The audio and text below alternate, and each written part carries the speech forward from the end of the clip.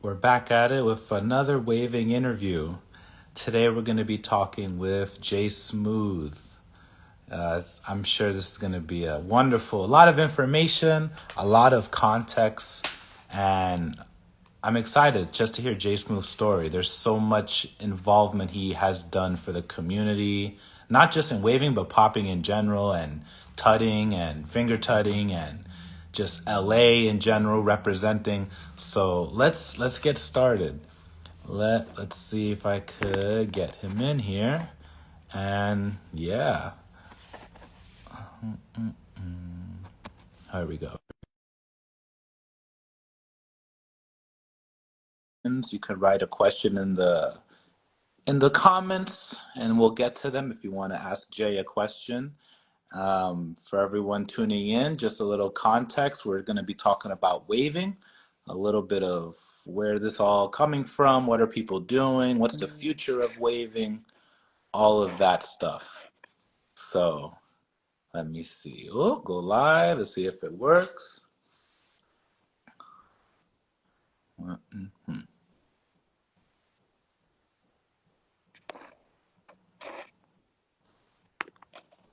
me see. Feel free, again, share it with others, let people know,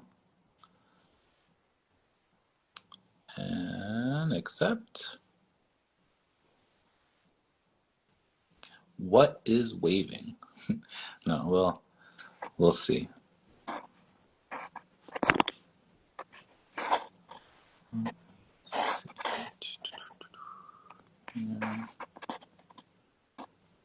Send.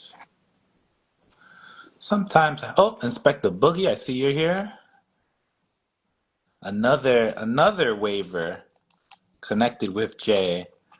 Crazy, another crazy waiver. Man, it's an army of waivers in LA. Taking over. Nah, not taking over, but taking over. Let's see. Okay. Yo, Hey, yo. I hear you. Hey, you did it. Technology. Yeah, I was like, I couldn't figure it out how to get in. Instagram be like that sometimes. All Yeah. this, but we're here. We're here. Yes, We made sir. it. You can hear me. Everything seems clear. Everything's good. Nice, nice. All right. So everyone that's, just tuning in, I've been doing recently interviews talking about waving and like what is waving? Where does this come from? What's the future looking like? What's the current generation? What's going on there? And today we're going to be talking with Jay. Jay, I call Jay Smooth. That's how I was first introduced to this man right here. Man, first I just want to say thank you for finding time to be here because like you are a not that okay. How do I say? You've played such a role not just in waving, but in popping in general, in tutting and finger tutting. Like you from the first time I saw you, I think was probably a clip from like Just a Boo. I think it was like you and Future, was it? Oh yeah, 2007. So like I think Yeah. that was like one of my first clip I saw of you, and then I know like you battled like oh, there it is. That's hard. I love how you just have that right there. That's hard. How old were you there? Just curious if I Maybe 21. 20. Maybe 21. Yeah, around 21. Yeah, or 22. Wow. Okay, wow. Yeah, So like started really young.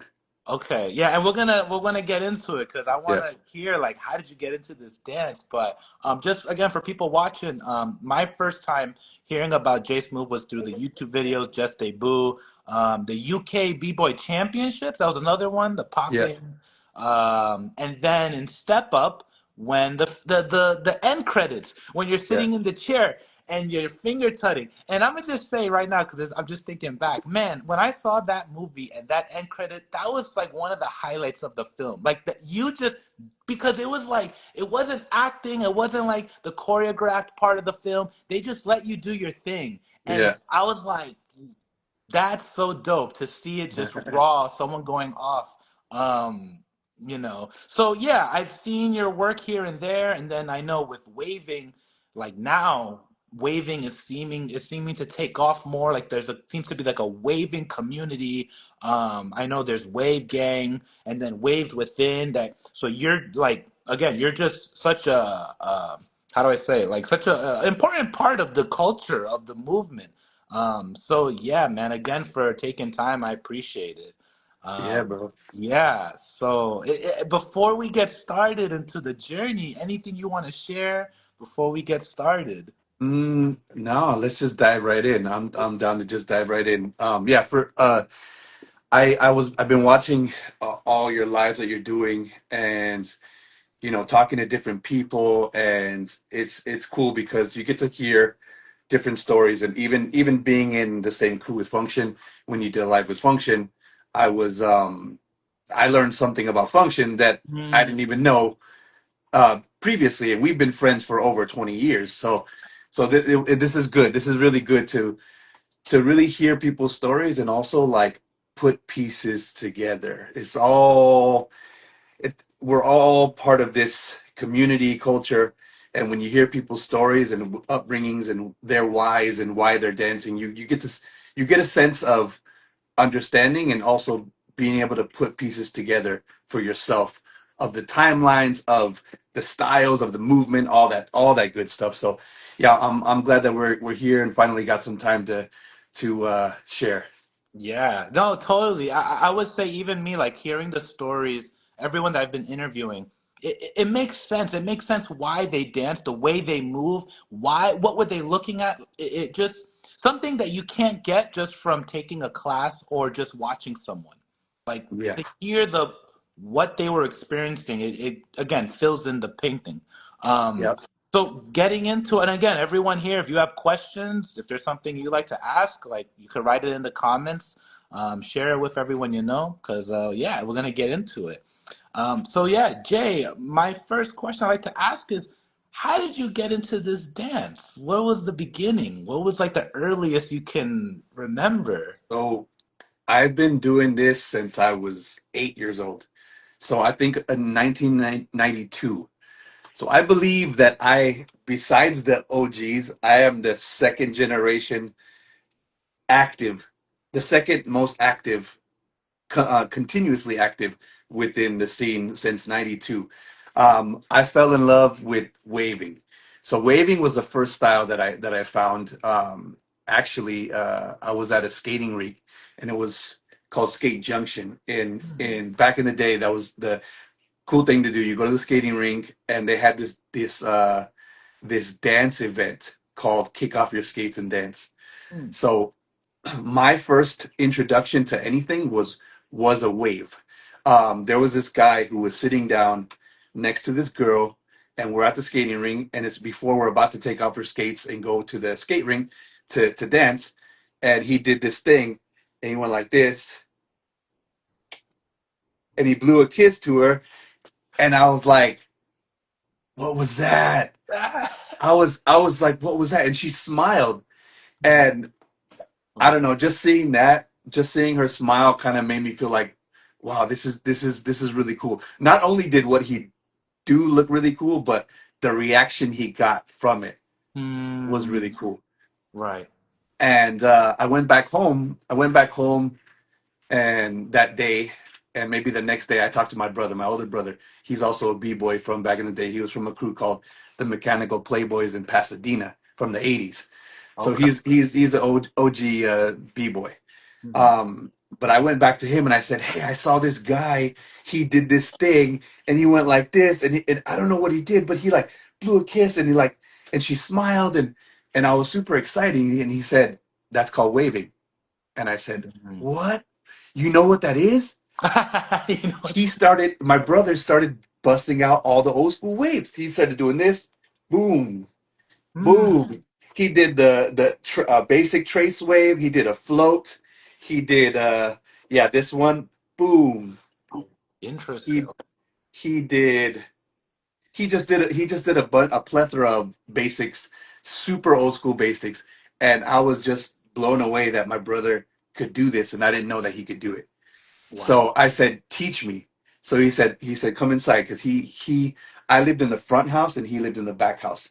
So I went to his place and he had a VHS tape of Breaking, Oh, okay. of the movie Breaking. So Wow. he said, "This guy is the master of waving." He said, "This guy is the master. Watch him." And he put on the tape and we were watching Taco. We were watching Popping Taco. And the first time I seen Taco was on that video, and he was pointing out when to watch him. So like he's also guiding me of like, look, watch this part, watch this part.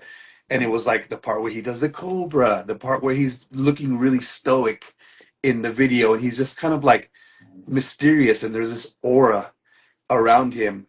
And when he starts dancing, it's very internal. And I fell Mhm. in love with the dance from that day forward the most because of that stoic, mysterious look that he had and that power that was inside of his waving. I studied that tape over and over and over again. I played it back until it broke, and I had to put the tape on it. I had to put the tape to to put it back. You remember the old VHS tapes that break and you have to Right, you have to tape like it? wind it up, right? Yeah, yeah, it comes out of the Right, right, VCR. right. So I studied that. Something I was Oh, gonna say. You said the mysterious aura that he had, and yes, isn't he part of something called the mysterious Mysterious poppers? So Poppers. that's interesting. How you just anyway. Okay, okay, continue. Yeah, there was something about him that drew me, and obviously it's the waves, but it's the way he presented the wave, the way it was the control inside his body, and also the confidence, but also just the way he presented the wave. And my brother told me like, yeah, he's Mexican. Like, and that gave me this confidence because I mean, back then it was more like you're not going to be a dope dancer unless you're a brother, unless you're Mhm. uh, and I just didn't think that I would be a dope dancer ever. But because he said he was Mexican, I could relate. I'm Mexican, he's Mexican, and we're both Chicano, and I could Mhm. relate to that. And he gave me this, I don't know, this hope of some sort. So I copied all his moves from that video, and yeah, that was my beginning. That was my start. Was just breaking from the skating rink to telling my brother, to my brother explaining what it is, and then just studying over and over his moves, and until I fell in love with this style of waving. And that was in what, maybe like 92, 93. I still have old videos of me in 93 as a 9-year-old kid, like just doing waves, 9 to 12 or something. Wow. It's also interesting. I feel like, on a side note, I'm noticing a lot of older generation, they're starting younger. Like you're saying, 9 years old. So people are talking about 10, 11, being like in elementary school, middle school. Just interesting, I noticed of like, it seems younger generation back then, maybe now older. It could be totally different. Yeah. But also, so okay, when did you start to feel confident enough to start showing people, the public? Um, I think growing up, I had this. I kept. I kept. I was a chubby kid, Hmm. and I would always. I had this struggle with my weight as a kid, and I was always kind of nervous to show my skills. Um, and I also like I did get made fun of. Also, by the way, in my city, there was already people doing waving.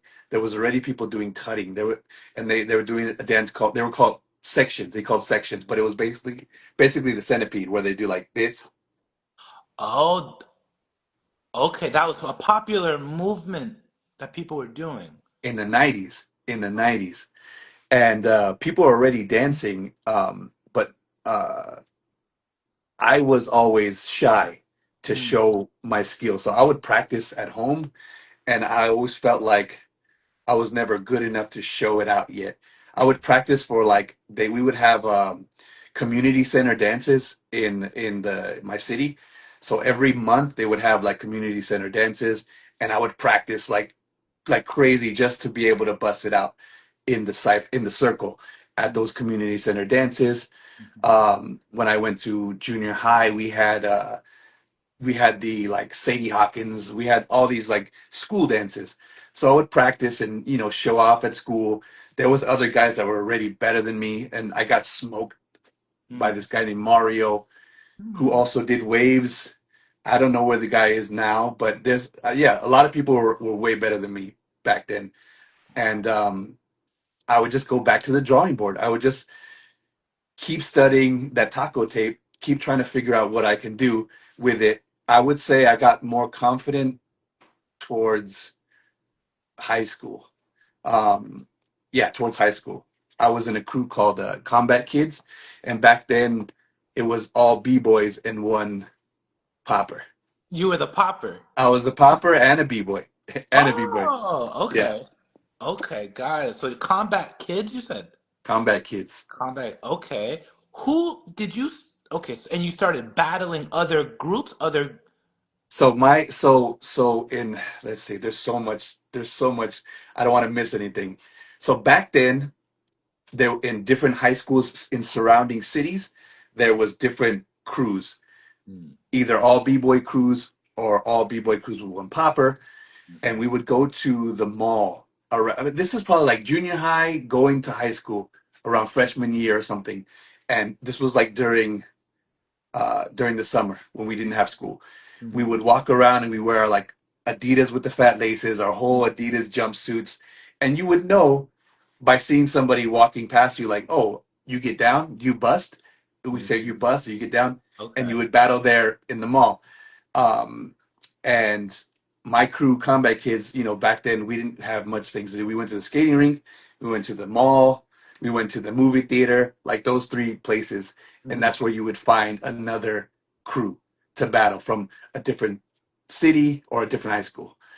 And there was another crew back then called Swing Kids from West Covina High School. I'm from Baldwin Park.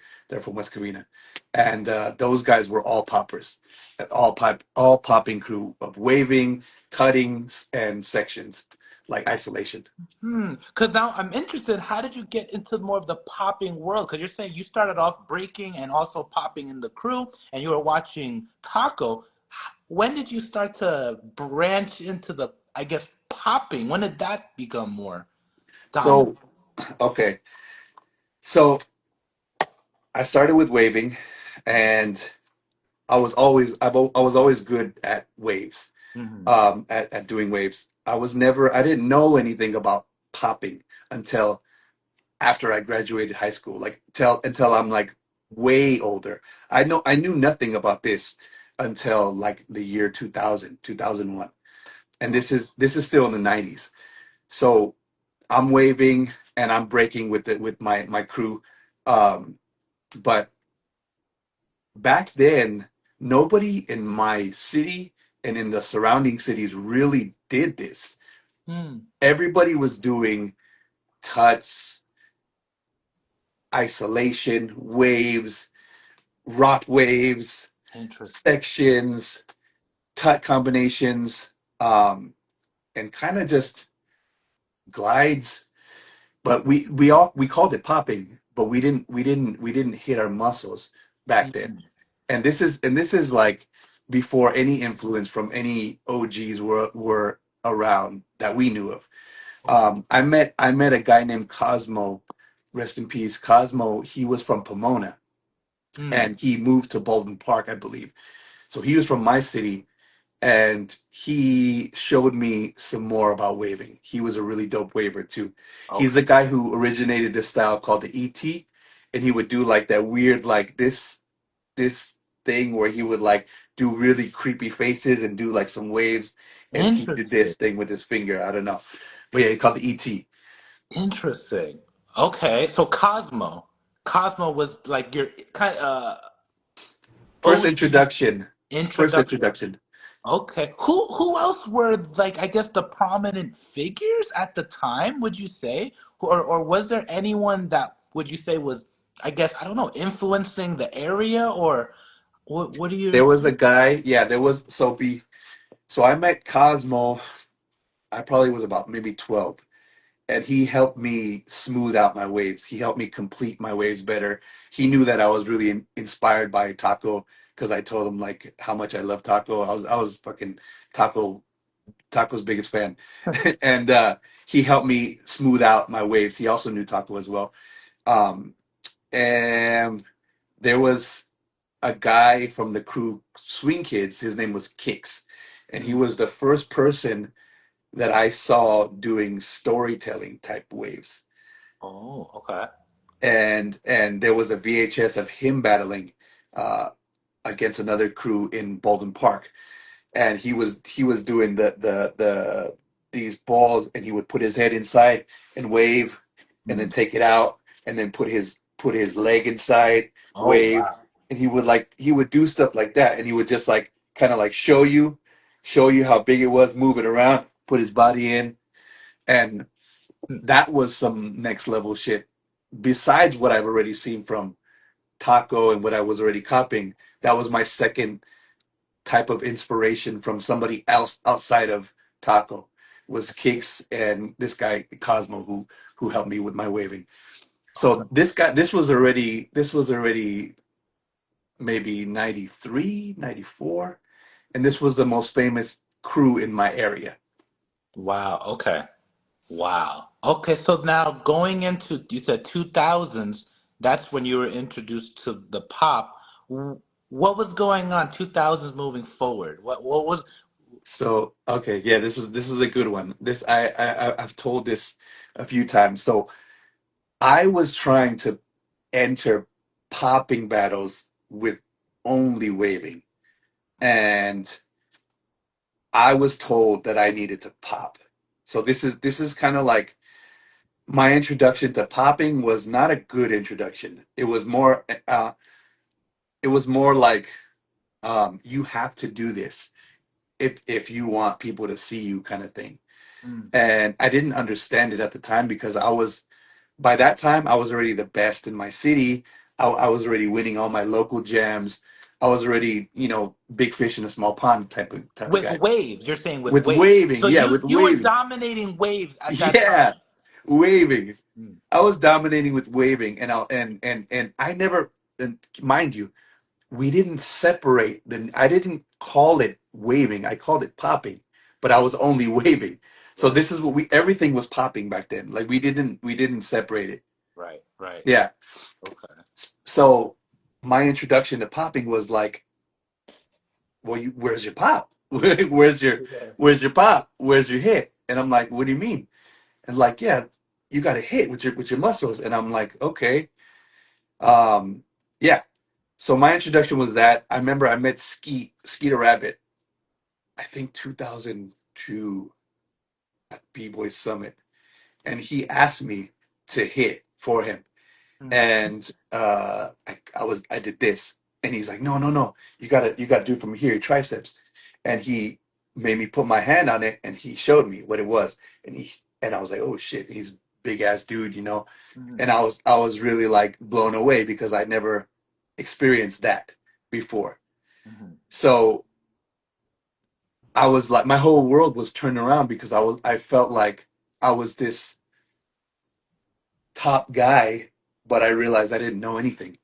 I Mm. realized there was so much more that I don't know, Mm. and I remember that time I felt really small because I was just like I thought I was great already. Yeah. I saw Aki and Sally Sly. I Mm. went to B-Boy Summit 2002 thanks to Poppin' Todd and Pandora. I met up with them at the raves. We would. That's a whole nother story. But yeah, I met up Ooh. with them. I met up with them at raves. I also was raving in early 2000s from in high school. But make a long story short, um, I went to this battle, B-Boy Summit. I saw Aki, I saw Sally Sly, and I started to see what the global talent looked like. And I just realized how much I don't know Mm. about the dance. And yeah, I was forced to learn how to figure it out and to also ask questions, and also like just try to understand this dance. Uh, Mm-hmm. I think I was about maybe 19 years old, about 19. 19 at that time. Okay. You mentioned about the raves, that you were going to raves. What did you see in where does waving liquid? You know, we did it and we talked about liquid in the past as well. What did you see in the raves? What did you see? So we didn't have a big liquid influence in the West Coast.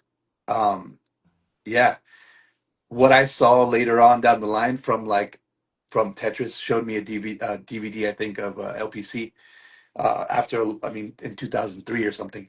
But in the rave scene where I was at, there was no, everybody would you was using glow sticks. They were using they were like the strings. I mean, shit, Mm, I was doing it too. I was mm, doing figure eights with the glow sticks and throwing them up and catching them and waving with it. I mm, would wave with it and play with it, but I didn't see too much of anybody playing with this kind of stuff. I mm. didn't get introduced to that until later.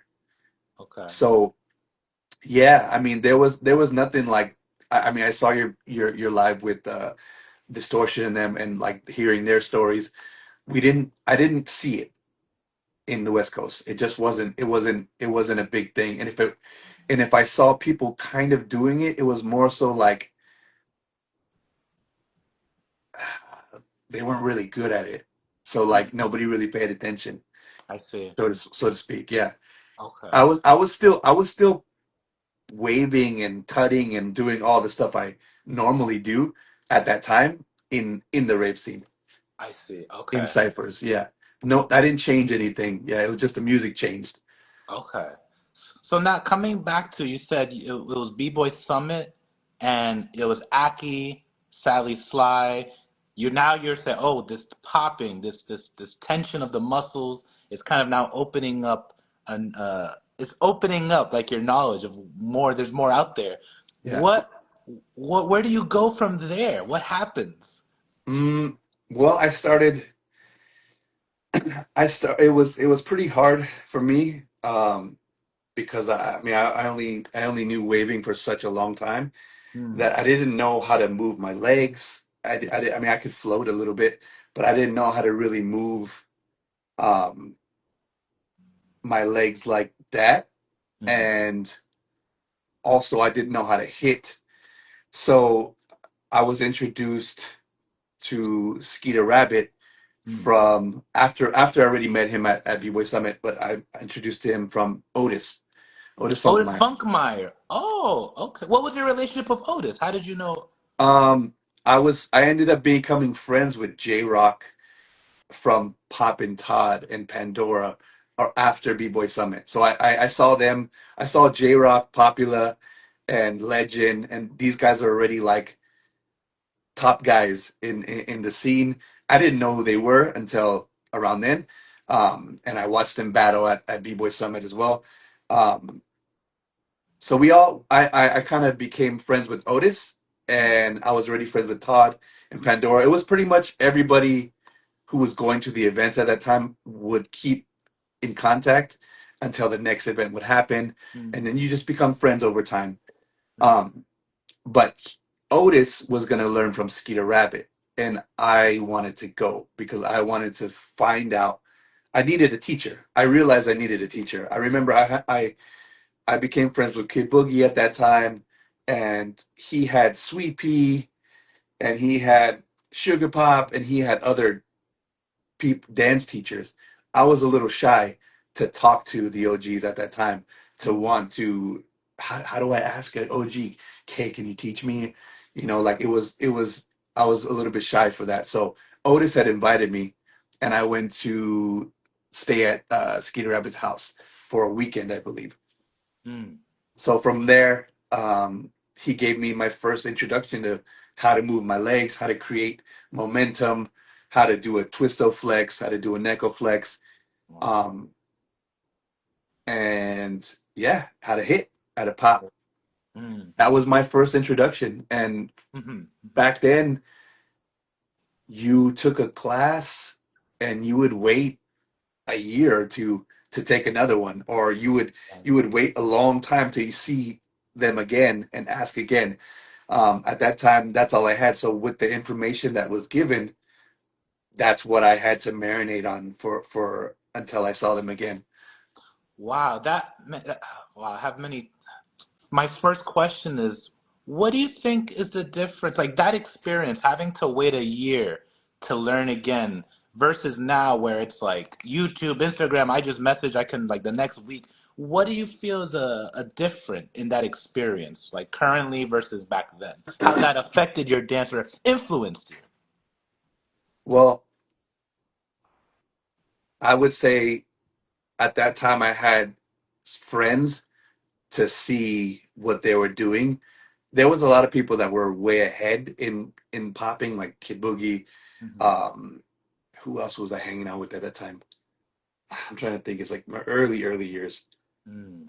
But yeah, Kid Boogie was a big one, but he was already advanced, so I had him to watch. Like I would watch what he was doing at the same time. Like I'm still interested in developing waving, so You were like still developing I'm waving. still developing waving, and I would always default back to waving because I wasn't that interested in popping, to be honest. Even though like I knew it felt like I'm glad I did it, by the way, because if I didn't do it, I wouldn't know how far I can go with it. Hmm. But at that time, I was really stubborn and I just wanted to wave. And I felt waving has always been my home. And it's always been this thing where like I would always come up with new concepts, new ideas from just practicing it. And with popping, it's like, okay, I gotta do this. My arms are gotta be here. I Mm. gotta do this. I can't find the freedom in it Mm. for me personally. Hmm. And it felt like a chore more than me opening up and experiencing this. Right. So when I wasn't around them, I was always reverting back to waving. Mm. I was posting clips on SoulSeek and different I forgot what other platform we had back then, but I was posting all waving videos all the time on SoulSeek, and because of that, I was able to connect with other people who liked waving as well. Who are these people at this time? What year is this around? 2004, 2003, So 2004, 2003. What's going on in the waving? People that are who's into waving at this time? What's going on? Wave-O-Matic. Wave-O-Mad. Okay, how did you? Because a lot of people, I rest in peace. I never met him, but everyone that brings him up, they speak so highly of him and how just influential he was and his, his philosophy. But can you? What was your introduction to him? They in the beginning of Homeland, when Homeland just opened. So Mm, Homeland just opened. It must have been like 2003, 2002, maybe 2002, late 2002. mm. Homeland just opened, and he met with Todd and Pandora and Tetris. Those three were always hanging out. Hmm. And we were always going to raves at that time still, and going to house clubs. But yeah, those three were always hanging out, and they would call me up, and I would come and hang out. And then also getting Confusion. Confusion. Yes, I've that's name I've heard of. Yes. Confusion and me were really tight. Okay. I'll get to him later. But Okay. because of Confusion, I have made and created a lot of shit within waving because of him. Yeah, he was my like creation partner, I guess you could say. We Wow. would just bounce ideas back and forth. But yeah, Okay. We'll get to that. We'll get. Wave-O-Matic. Yeah. Yeah, side quest. So Yeah. Wave-O-Matic, the first thing he was trip out on this. So he's waving. We're outside in a circle, and he's doing this, and he looks at me, and he says, "This ain't liquid. This is old school waving." Yeah, that's Oh. the first thing I heard him say was that. And at that time I didn't even know what liquid was, but that's the first words Huh. that came out of his mouth. And I think at that time he was on the message boards like talking with Oh, there was a with already yeah, kind yeah. of about liquid and waving. Yeah. Wow. He's Okay. like, this is old school waving. And then I was like, oh damn, this guy's aggressive. Okay. So that was my first introduction, and he's always been a very like he was always a very passionate person when it comes to waving, and because of him, I really felt at that time I felt like I had someone that kind of understood my passion for this dance style. Mm. Um, Hmm. in the very, very beginning, because I knew Tetris and I knew everybody else, but everybody else was more into tutting, more into, I don't know, boog, more into all these Mm. other things. But Hmm. waving has always been a home for Hmm. me. So t being able to meet him and he would be like, "Yo, JJ, check this out. I got this new wave. It goes like this," and he's like showing me all kinds of stuff, and I'm like, "Oh, that's tight." So I had somebody to then go Bounce back off. to be like, "Yo, check this out, wave. I got this new wave." And we would just be bouncing things up. We would talk to each other on the phone sometimes. I know he was really close to Function when Function moved down. Mm. Um, really close to Todd, really close to Tronic, Tetris. But yeah, like with me and Wavo, our communication was always about check this new wave out. I got this new wave, and he would share my videos. I would share his videos. Yeah, but for me, it was he was a blessing because I felt like I had someone to share this with at that time. I hear you. Okay. So you Wave-O-Matic, you meet him, this person, and wow, you can bounce ideas back and forth. This is like 2002, you said? 2000, around Yeah, there. around 2002, 2003. Yeah, Okay. And then you said maybe 2003. Confusion is another have you met Confusion yet? Yeah, I met Confusion from Todd, Tetris, and all of them. Okay. So So what's the relationship? Yeah. Oh, yes, yes. Todd, Tetris, Pandora. Um, sorry for my baby's crying over there. If you need to take care, do what you gotta do. No, Also. no, it's all good. So Todd, Tetris, Pandora, they were already part of the scene, the street dance community. They knew all the other OGs. They knew Motion Sickness. They knew um, Chuck. Hmm. They knew Puppet Master. They knew all these guys that I didn't know yet, and they're the ones who told me about B-Boy Summit and brought me along. Okay. And through them, I met Confusion. Through them, I met pretty much everyone. Yeah, Got it. Okay. Confused. And you mentioned motion sickness. Junior Boogaloo, correct? Is part of yeah, that. And yeah, he's pretty like when it comes to wave as well. He's a person that has pushed. Okay. Did you meet Junior Boogaloo at this time? yeah. So that yeah. So I met Junior from Tetris. Okay. He asked me to if I wanted to go practice with him, and he knows that I've when I had the motion sickness tape. So now there's these figures. There's Taco. Wow, I love waving. Okay, boom. There's this guy named Kix. He showed me something else. Wow, let me study this guy. Next was Junior Boogaloo. Junior Oh, Boogaloo. okay. When I was watching that motion sickness DVD or tape, I would rewind his waving. I loved how deep his waving was. His tutting as well. I like tutting as well.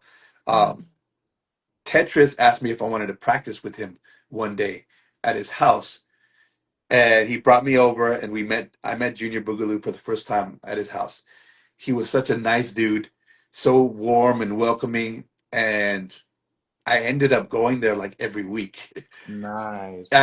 I ended up even like I think I even like Junior makes fun of me sometimes, but he said like yeah you came with Tetris the first time and then like you just ended up coming by yourself like with You're like, all right. Like, yeah okay. yeah like so I would go to Junior's house all the time and like sleep over. I'd wake up, he'd make me French toast and we What? would practice. Yeah, Junior was Oh, nicest dude wow. ever, and he helped me on my journey for sure. Like he's a huge influence. Like in my waving journey, Hmm. there's like four huge figures, and Junior is definitely one of those huge figures. Wow. Okay. Now, you mentioned Confusion.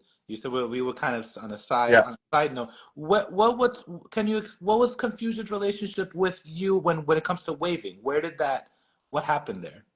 So Confusion was a big fan of Sally Sly, and Okay. I was also a big fan of Sally Sly at that time for Isolation.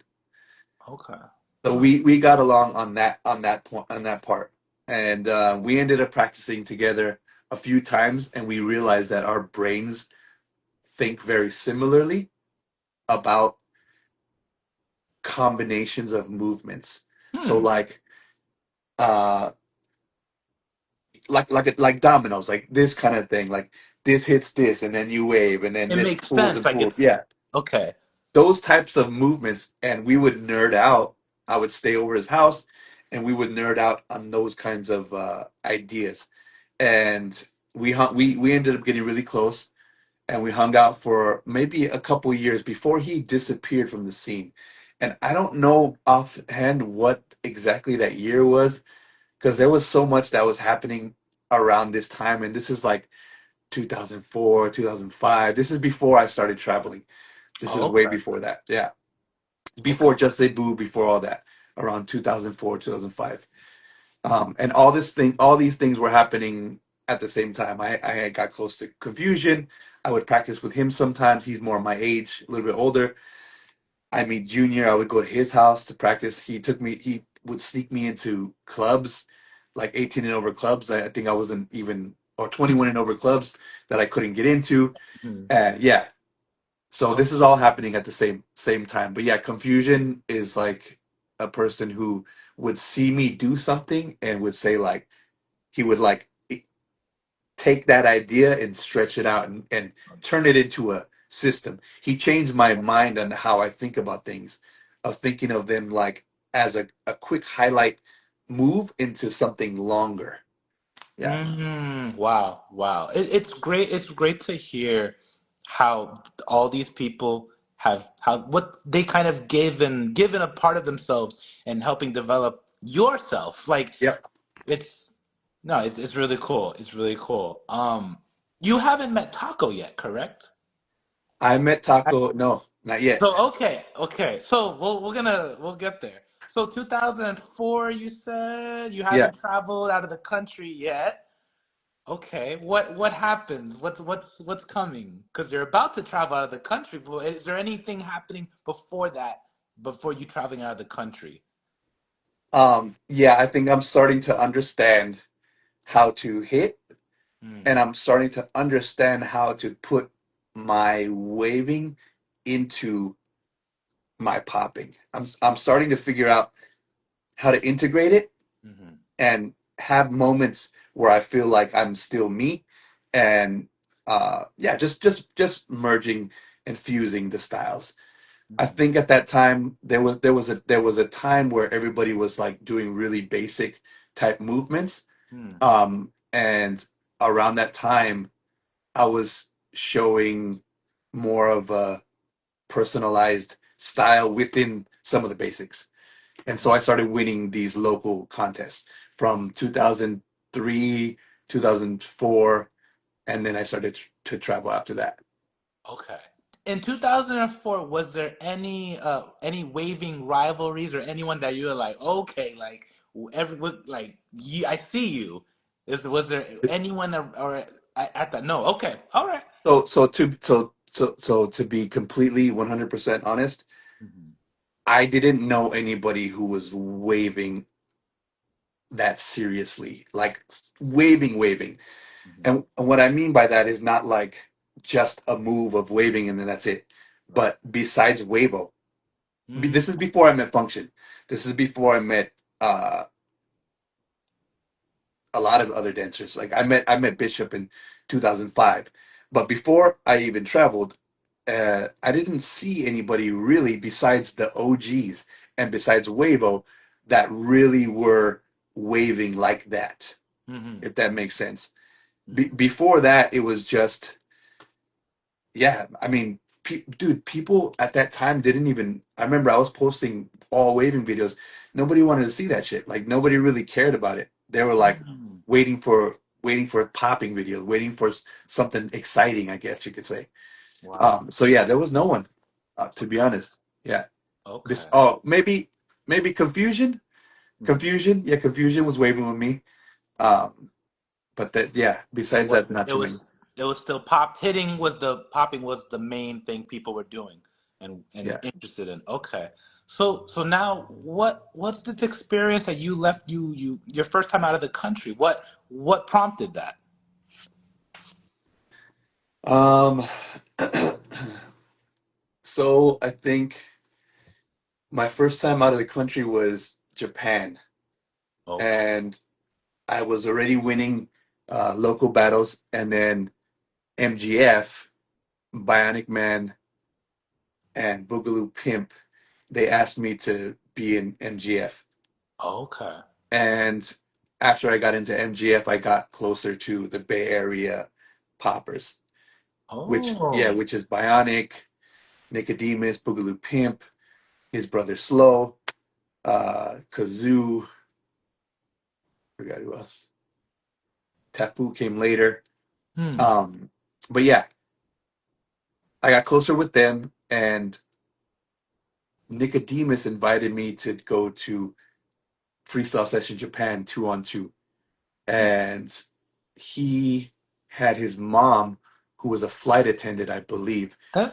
who got us on standby, or we had standby tickets. I had no money. I'm this young kid, maybe 22, 20, no, maybe 21, maybe yeah, Okay. about 21.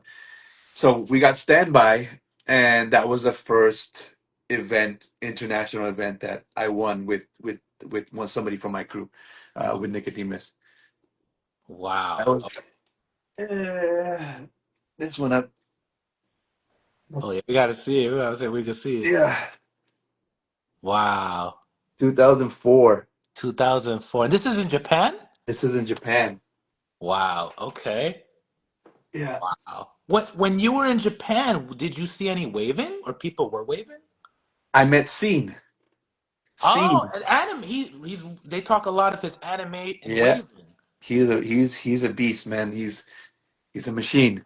I met him for the first time, and I was really impressed with what he was doing. He reminded me, we got along right away because Taco, he's very influenced by Taco, Yes. and I was just talking about Taco, and he was also telling me how his influence from Taco, and showing me his Cobra, showing me different things, and yeah, that was the first time I met with him. Um, who else did I? No, it was very boog heavy. There was Hmm. I battled. Do you remember Umin? Yes, yes. Yeah, we battled Umin, the Kote Yeah, with the Senning. glasses. Yeah, with the glasses, and then Kiki. He did so. Kiki is this short one Okay. with the long hair, and Yes. he had some waves. He was good. He was Oh. good too. Okay, got it. So that was Japan. Okay, so it was like very, very small still people waving. Yeah, Okay. So then after Japan coming back to the States and then still taking over battling or what comes from that you would say? I came back, and at that time, after we came back, we were kind of like, oh shit, like these guys just won freestyle session. It was yeah, it was kind of not unheard of, but kind of unheard of at that time, Hmm. because mostly, you know, uh, most we didn't really have that many people from US going outside. I think Legend won a battle also in Japan Hmm. before, but not too many dancers were from here were going overseas to battle at that time. So it was kind of like a yeah, it was we came back and we felt cool. Nice, nice. Okay. Someone mentioned elsewhere, David elsewhere. Did you meet David elsewhere? Because I know he's brought up as well of waving and detours, like that experimental. Yeah. Was there what? I'm not even sure what year that would be, but You know what's funny is I ran into not elsewhere, but I ran into the other guy. Hold on.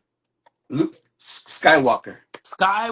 Yes, I've seen him. Okay. So I ran into Skywalker in '96. You ran into him in '96, so you were 90, like what, like 12? Like, I was like, yeah, but let's see, 93, 34, 5, 6. Yeah, I went to Radiotron in 96. I was still maybe on my way to junior high or something. In 96? No, no, no, I'm sorry. It was another Radiotron. It was like 97 or 98. It was later. I went to Radiotron for 3 years in a row, from 96 to 98 or 99. And I met him one of those years because he had an exhibition battle versus Warlock from Funny Bones. okay, And when I saw what he was doing at that time, because of the style of waving that I was doing, I didn't know that he was doing waving. It didn't capture my attention in that way at that time because I felt like it was very wavy, but I didn't see the muscle control with the waves. So I kind right. of just I didn't put two and two together, Hmm. and it was just my mind wasn't ready for that type of movement yet. I guess you could say. But yeah, I ran into him quite young, in yeah, 98 or 99 at Okay. Radiotron.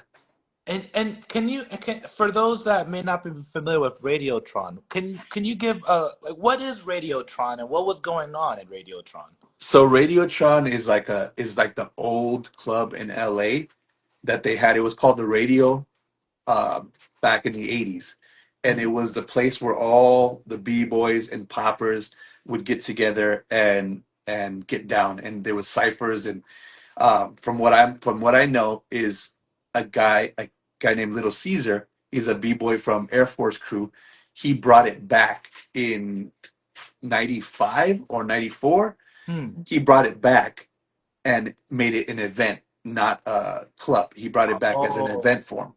okay. And when he brought it back, there's old VHS tapes of it where he lets the poppers get down. There's Flat Top. I was there when they have Flat Top, Yeah. Poppin' Pete, Oh, wow. um, Puppet Master, Mr. Animation. All these guys would get down. Um, a lot of our OGs, Bop and Ron. Um, but yeah, so he brought it back as an event. So that's pretty much what that is. And at that time, I was already from my b-boy crew and popping as well or waving, Right. and we would go and check that out. Wow. Okay. Dang. The Sky. Did you end up meeting Skywalker again after that? Did you end up reconnect? You never. Not after that. No, I just heard about him from Wavo. Wavo was friends with them after the Oh. fact. Also, Wavo went to raves too as well. He would go Hmm. to raves as well. And I think he linked up with him at like drum and bass events and stuff. I wasn't a big fan of drum and bass. A lot of the poppers did get down to drum and bass. I know Frantic, Tetris, Wawa would always go to drum and bass parties. That wasn't my thing, so I wouldn't go. Right. But I know that Wawa would link up with Skywalker there. Interesting. So it's sounding like the raves on the West Coast. So waving was developing. Stuff was being developed in the raves. It's interesting. Yeah, Yeah. because Hmm. we had like the events to look forward to. Our yearly events was like just B-Boy Summit. I don't even, yeah, we had Pro Am one time, I think. And there's just, yearly events, but in between that, we're always going out, and we're going to uh different rave parties, different drum and bass events. I personally like house music, so I would go to the house clubs. But Nice. yeah, we're always going out like once a week, and we would meet Nice. each other out and about. Nice. Okay. So now fast forwarding back, so you went to Japan, you come back. What would you say maybe is the next highlight or like the next step in waving? We'll stay with waving. Mm, I think the next step with waving. So The next like some new insight or influence or a shift in waving with your journey with waving. not tell well. Because we know you it haven't was met Taco yet, so I yeah. know that's I'm curious to hear that. But So I guess it would have to be later after that because hmm, keep in mind, like during this time, there's no one that's really getting together to just have waving ciphers or to share that. That only started like when I met Function and Wavo, and sometimes with confusion. But yeah, this wasn't really a thing at that time. For me, what the next thing for waving was me in my garage. Like me, that was like my home base where I would explore different things with waving, and I knew that maybe people, I mean, posting videos wasn't really a big thing, hmm. but I always recorded myself because I wanted to see what I would come up with. But it was always like when I didn't want to practice popping, when I didn't want to practice these other things that I felt like I needed to get my name out there, waving was always just there for me to be me, if that makes Hmm. sense. Yes, it's like that's your home. That was the thing that brought you into the movement. Yeah. So it's coming back to home. And it's when you mentioned the garage, I remember seeing videos. I think you must have posted of you like calling like heavy waves, and you were Yeah, sitting in yeah, a yeah, yeah. chair doing it was like this heaviness, these heavy Yeah. textures. Yeah. Okay, okay. It was moving through heavy metal. Yes, Yeah. yes, yes. Okay. So you're saying that was a influential moment. You started in the garage. Yeah. Okay. And Okay. posting the videos that I thought were really weird or really different at that time of just waving. Um, and then yeah, I had some side quests later on down the line. That's when the finger tutting stuff came, and I'm sure we'll get into that. Yes. No, yeah, I'm curious too to hear. Okay. So you're in your garage, you continuing with your waving, but you're still battling. You're still doing popping battles, right? Yeah. Okay.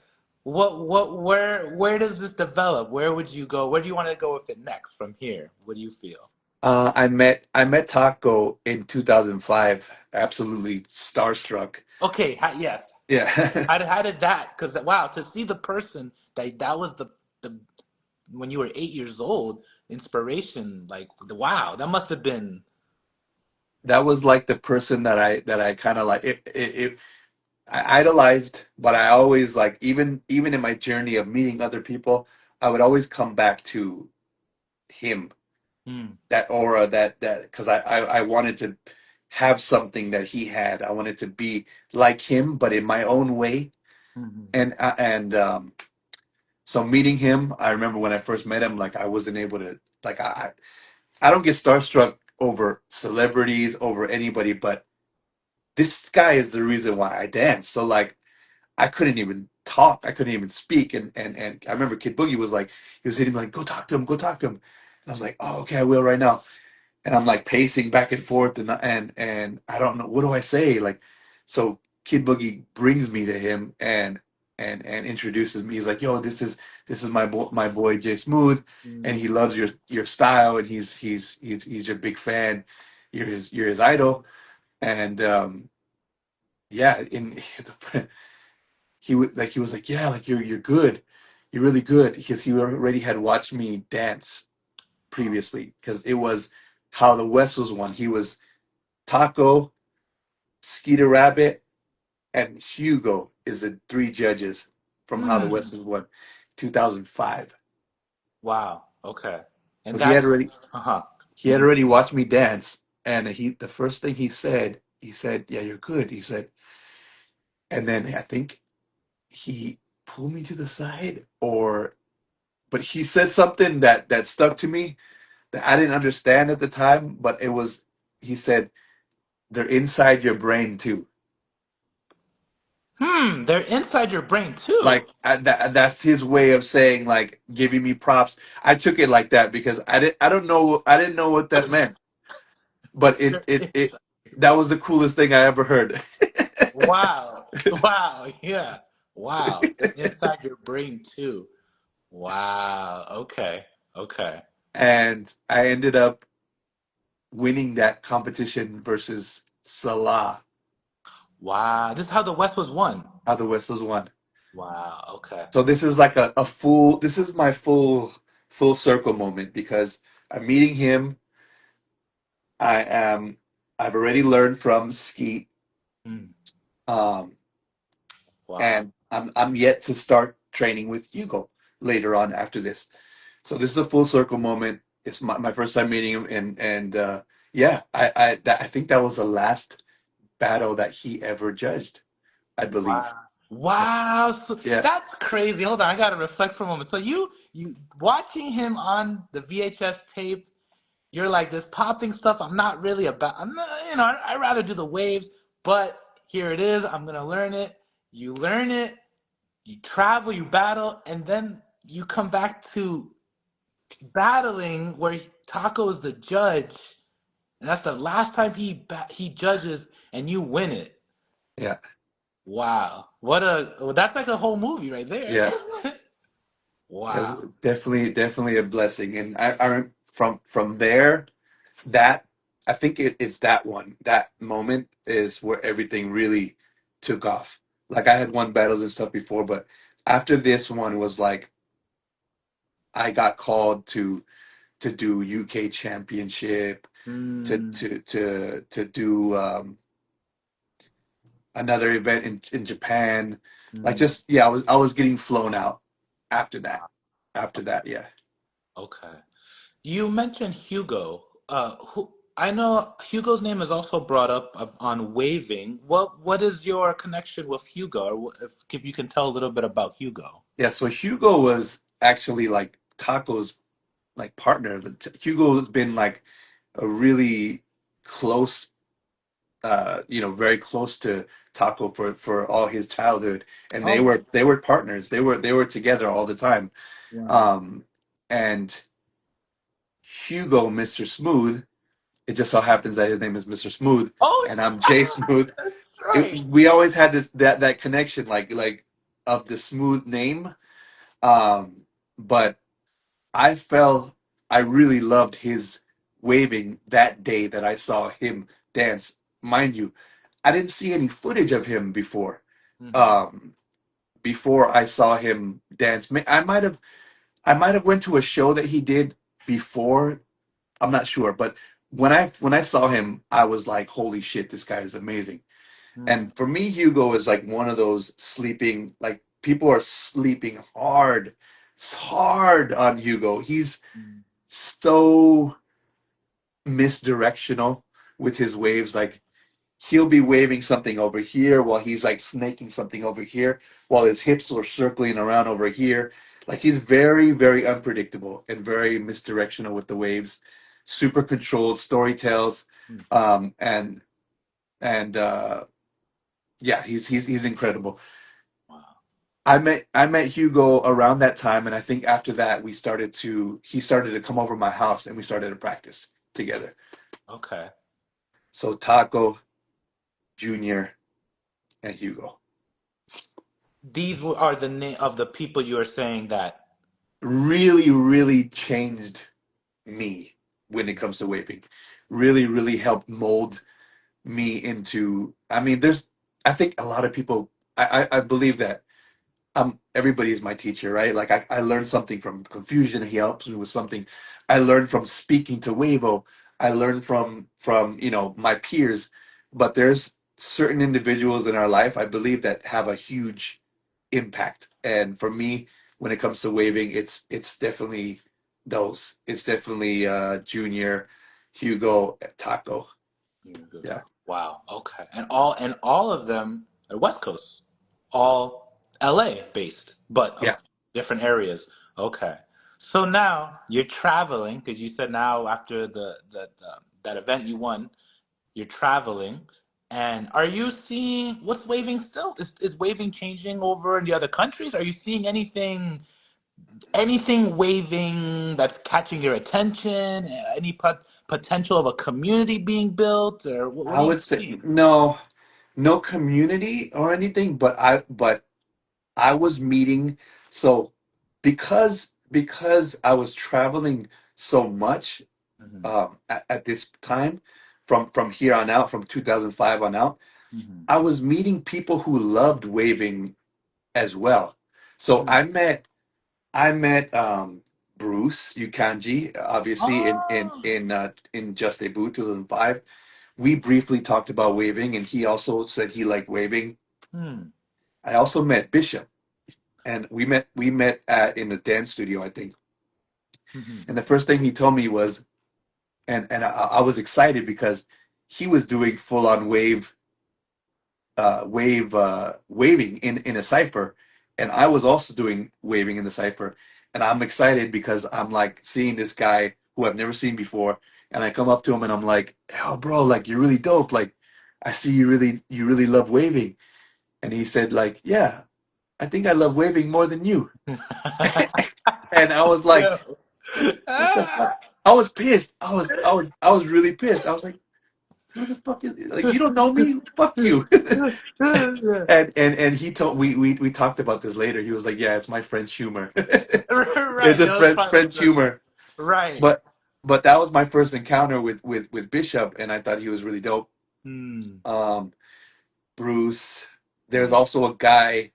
There was a guy that called me out Oh. uh, at Just a Boo at the Studio Harmonic. It was like before Just a Boo, and it was he was a Moroccan guy, I believe, who Hmm. also did waves. He said my waves were trash and he wanted to battle me. So we battled outside, all waving. I don't know if anybody has that. I don't think nobody had a video camera, but I don't know his name.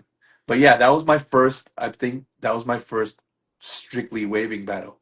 It was 2005. Really? Wow. Yeah. Strictly waving against. Yeah. Wow. Okay. Stokos was there. I think Bishop was there. Bruce Shikanji was there. Bionic was there. Yeah, and we strictly had a waving battle. Wow. Okay. Okay. So now there's other players in the waving community, but it's still there's no again there isn't really a waving community yet, but there Yeah, are people that you're meeting. the Okay. people that I'm like in Japan, Scene and K and like that everybody's doing popping, but like we all have this connection to. We also we get excited. Like while I'm traveling, I'm starting to see these people who have this glimmer in their eye when we talk about waving, or this sparkle in their eye when I start showing them stuff, or when we Mhm. talk about Taco or talk about Hugo or the OGs, and that's what was happening as I'm traveling. I'm like meeting these people, and then and end up keeping in touch with these people.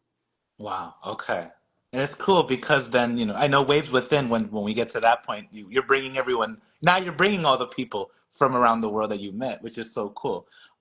What would you say would be the next, because I know Waves Within, that's the whole thing, but before that happens, was there any, would you say any other moments or shifts or in your waving journey? I would say I think the big shift was after I met Enox. Like Oh. I was already, yeah, I mean obviously there was a big shift before that because I decided to stop teaching popping classes around 2012 maybe, or Hmm. 10 or 11, somewhere around there I stopped teaching popping. I decided I want to teach waving. I want to push waving more out there because I Hmm. feel like it always felt like it was there but not there, like in the background. And Hmm. like you had to do this in order to show this. But I Hmm. wanted I wanted to reverse that shit. I wanted to be like Like, do only this? this. Yeah. Yeah, yeah. Okay. So what I decided to do around 2011, maybe 12, and you can see like old videos of this. I decided to, when I got hired to teach popping classes, I would just not teach popping. I would just teach waving. And some organizers would be upset at first, but then people liked it. People ended up liking that idea and Mm, appreciating that. mm, So I kept going. and from that I saw uh, a bigger, more people appreciating it, and more people starting to be interested in my circle of travels. Yeah, Hmm. Okay. Also, at this, you're saying 2011? yeah, around 2010, 11, something like that. Okay. Were there any waving categories or contests of just waving? Yeah. Let me see. Uh, Yeah, you said. Let me turn. Which one did I win? Which one? Let's uh, see. Which? let's the first. Let's see what year is this? Yeah, in China they had them. It doesn't say the year. Uh, somewhere around 2010, there was there was in China. In China. In Okay. China, yeah, in China, they would bring in Scene to be the judge, or maybe Hugo sometimes. I'm not sure. Okay. But they had this event called Funk in Shanghai, and it was a popping and a waving battle. Mhm. And every now and then there would be a waving category that was really small. It's like the popping battle and the waving battle. Right. And I always showed up to every single one of those back then. Must have been around 2012. Yeah, Okay. 11 Okay. probably. Yeah. So there. Okay. And was there a battle? I'm not sure what year this is. It's like urban something that Bishop enters. This must be years later then. Are you? I think you're a judge. Boogie Frantic enters as Oh yeah, well. yeah, yeah, yeah, yeah. That's That was later then. 2016. Okay, so that's much later. Yeah. Okay, so China has a waving event. Interesting how they decided to just have a waving event when popping is more Yeah. dominant. It was more to like, it almost felt like it's just like a filler. They're like, why not? Let's put it Yeah, in there. yeah, Interesting. like a Okay, so filler. so then coming back to Enox, you said how did you meet Enox actually? I from that battle. So I met Enox from the Urban Nation battle. The first time I saw him, and I was like, "Yo, who is this guy?" Okay. And that was the first time I met Enox, and I was really impressed. Hmm. Not only by like his unorthodoxness with the waves, but also the control behind it. Because I'm a sucker for that tension and that Right. control and that quality, and he had that. And I think he almost won. Um, but someone from Canada, Montreal, I forgot his name. Fuck, Hmm. why can't I remember his name? Yeah, somebody else took it, and but yeah, I was really impressed with him, and he was a nice dude. We kept in contact from that. We kept in contact, and we ended up meeting up again at some other event. But yeah, that was my first introduction to Enox. Okay. Okay. Now, then you said you met with after meeting Enox, you then started to really want to push waving as just as its own.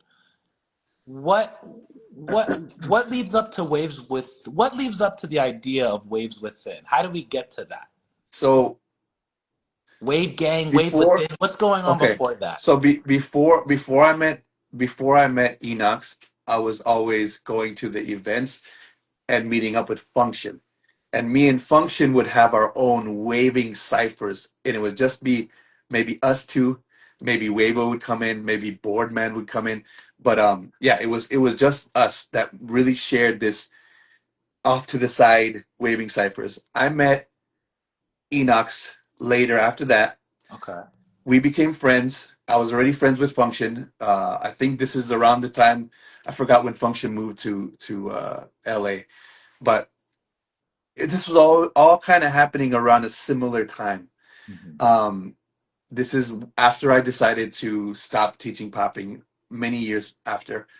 Um, and I'm thinking that I'm feeling that one day waving is gonna have its own thing. I'm feeling that inside, and I know that it's gonna happen. So I talked to Enox, and this is when we're already friends and we're talking, and I said, bro, like, I have actually, he sent me the message, the original message that I sent to him when I told him this, and I said, I think that waving is up next. The way I'm seeing things happen, I think people are going to start really appreciating this style more. We should make a crew. Mm, So I started the crew with Enox and Function first. okay. Yeah, for a couple years before anybody else got in. And this is Wave Gang. Wave Gang. Okay, so you started crew, and was the mission of the what's the mission or the goal of the crew? The goal was to show so the goal was to show the world how deep this style of waving really goes and how different we can be and still use the same tools. That's why we have so many people from different parts of the world. And the reason why I wanted to put this crew together is because I wanted the world to see how dope waving is faster. I wanted it to grow faster. Right. Yeah. Okay. Okay. So now you have this crew together. Are you like rep like when you're battling? Are you like Wave like representing Wave Gang at everywhere you're? Okay. Yeah. So we did that, and then me and later on, maybe a couple years later, we already have the crew. A couple years later, me and Enox do an exhibition battle. I saw that. Yes. Yeah. Yes. That has to be in it. And if you have anyone watching this, definitely watch that. That's such a I don't know. To personally, I'll just speak for myself. That is a beautiful, perfect example of a waving exchange, of a waving of two very high skilled wavers just going round after round after round. Yes. Okay. Okay. So that happens, and yeah, like we just noticed that this just more a shift. There's a shift happening. People are seeing that, and they're like, "Holy shit!" Like I didn't know waving was Hmm. like this, or like, and you know, we're feeling this shift. Then COVID happens. Oh, damn. Then COVID happens, Hmm.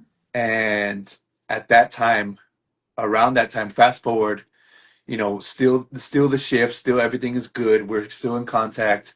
COVID happens. Like a lot of people had a really hard time. I was living in Thailand, and we had a studio that went under.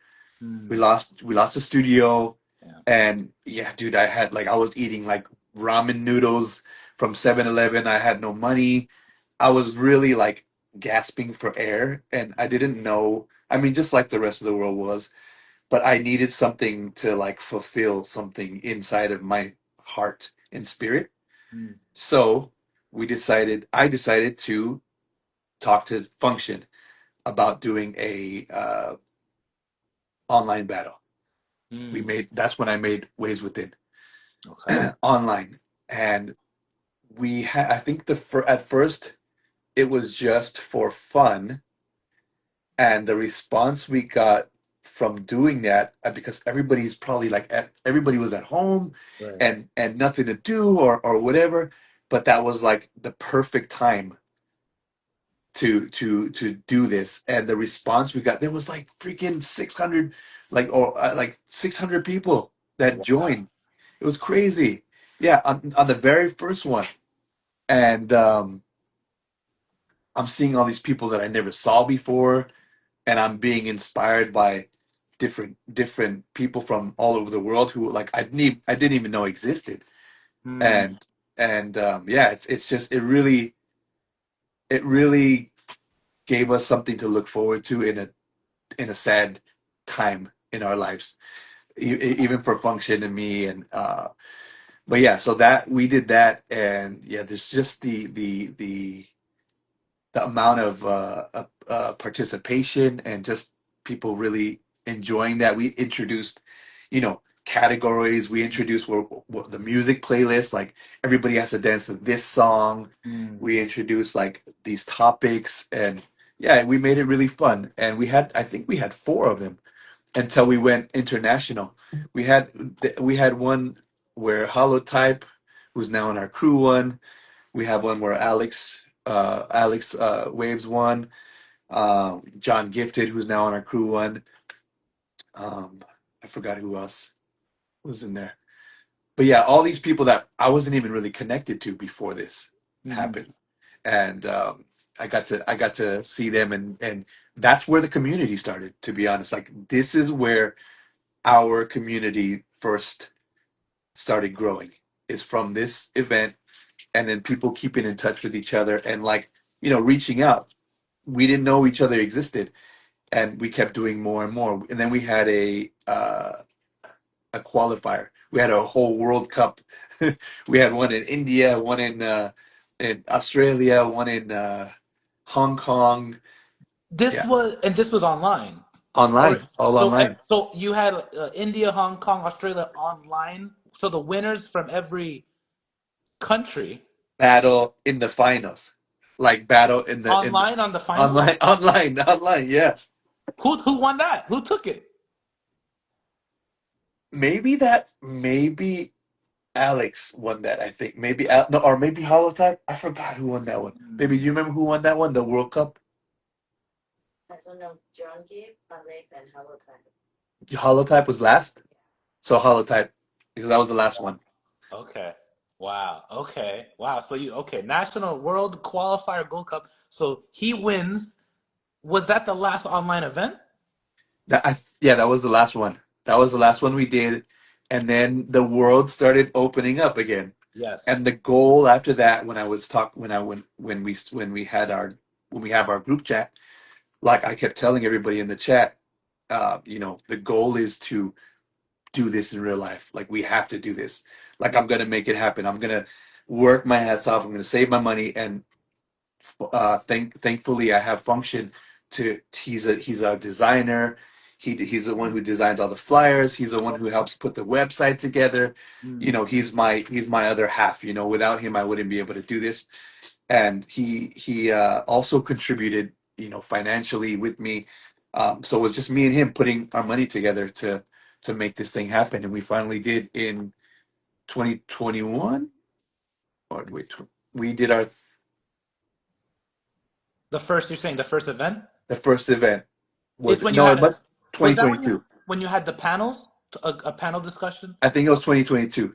Yeah, Okay. Okay. Yeah, because I remember I was there when there was a panel discussion. Okay.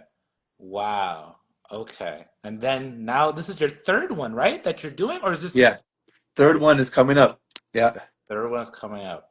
and Okay. and mind you, during this time before that even happened, like I'm traveling and I'm doing waving intensives in Europe, yeah, all different places in Europe, um, and different parts of Asia, and I'm still traveling and I'm talking about this event that's going to happen. And a lot of the people that I met, like Volt and East and Pez and them, Yes. who are now the Yeah. organizers of, yeah, like Yes. we all like I was telling East and Volt and them like, yo, you should start a community here. You should start a session here and get these people interested. We have this event coming up, and they're like, yeah, we want to come. So like I'm just kind of like breaking bread with all these different people that I connect with, and in their own respect, they are also creating these communities in Australia, in Germany, in Asia, Hmm. um, and yeah, what I'm doing back home in LA. Right. So yeah, making their waving sessions and connecting, building community, and everybody meets up at Ways Within. Wow. Okay. Okay. Man. Have questions. A question. Here's a question I have. When people were entering the online contest or even in person, did did you feel that people understood what waving is? I think I think me personally, I was more focused on like I knew that people did not have the same education of what waving is. Um, and that's okay because I feel like people see it and they want to do it, but I feel like unless you're really around, like, you know, have a deep rooted connection to some of the OGs or some of the rooted innovators of the style, you might not have a big understanding of waving. and I was okay with people just enjoying themselves and and figuring it out. Hmm. And yeah, not so much. I would say not so much. And personally, I kind of like wanted to see how things would unfold and happen naturally for the next few years after that. Okay, got you. So you were letting it unfold. Such a variety of waves, but you're not gonna say no, it's gotta be like this. You're Yeah, gonna let it kind of grow, develop. yeah. Okay. When you were creating this event, Waves Within, online and in person, did you receive any pushback or resistance from the waving community or any waver? I don't. Yeah.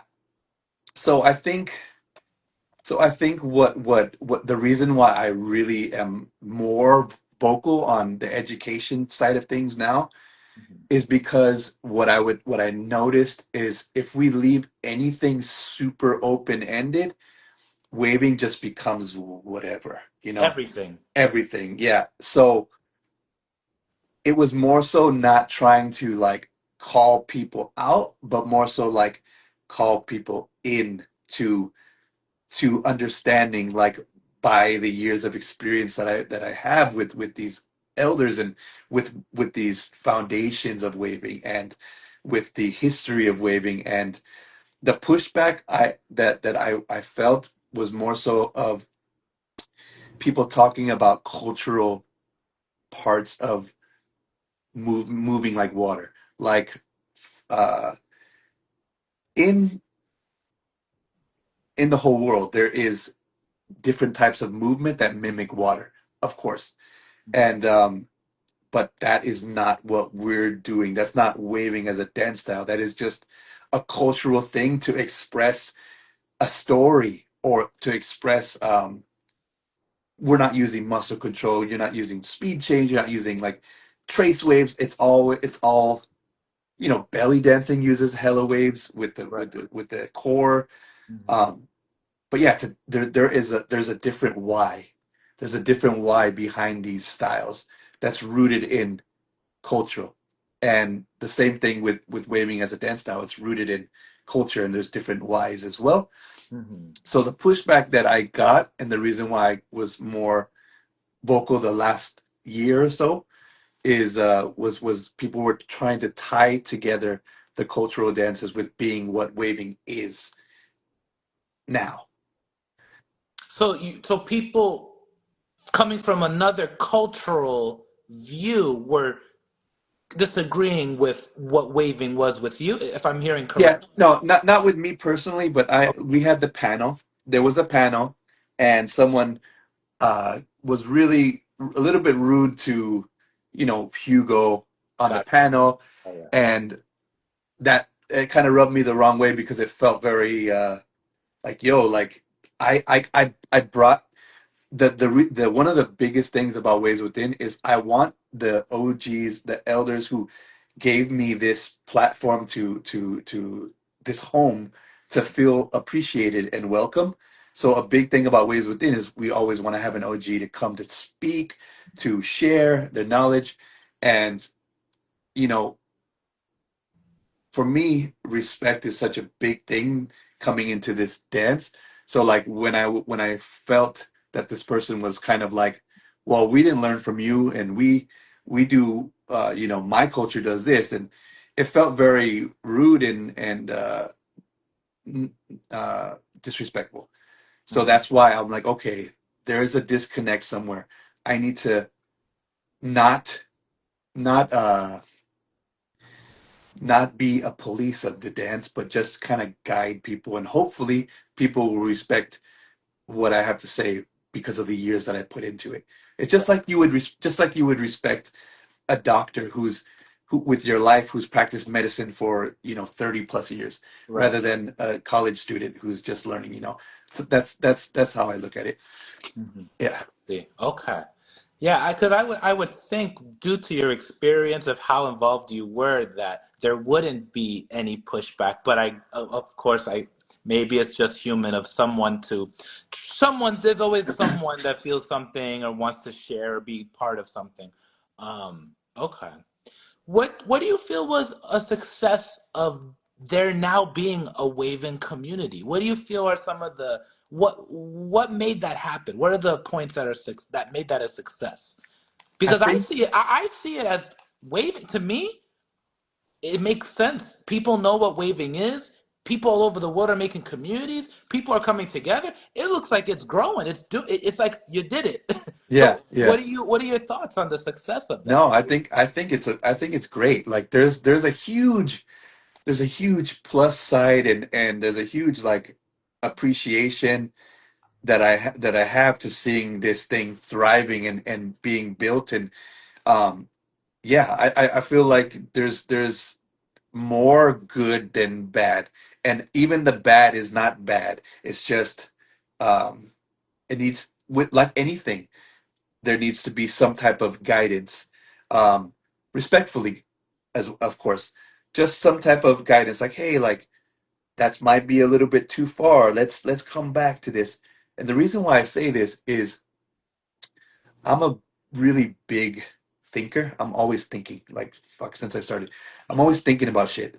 And I'm always thinking about the tools, the foundations of what wavings, different types of waves I've seen Hugo doing, Taco doing, Stokes doing, all the Pomona OGs, like the textures, the different types of elements that you can manipulate inside the wave. And I'm always thinking about, yo, we have not even fully understood all these things yet to be even seeking any information outside of that. I see. And that's my biggest point, is like, there's so much in here. And Yes. during COVID, I really started to jump in the box, if so to speak, Yes. jump in the box and explore all the things inside the box. And all these tools, instead of the Cobra just being like this, right? Like, why don't you change it? Why can't we do it from the hips first, and still make Mm, it the style? Why mm, does snaking only go this way?